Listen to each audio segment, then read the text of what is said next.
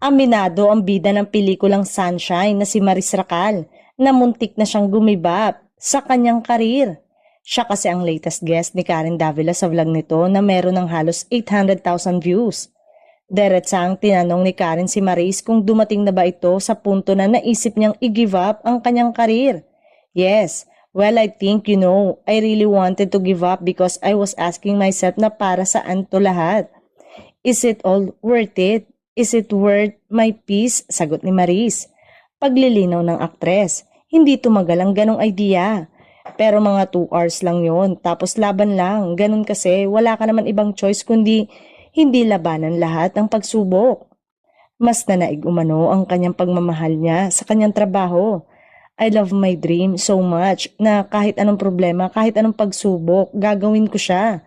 I love my dreams, I love my job, I love everything about this. Kaya parang gagawin ko ang lahat para matupad yung pangarap na to, say niya.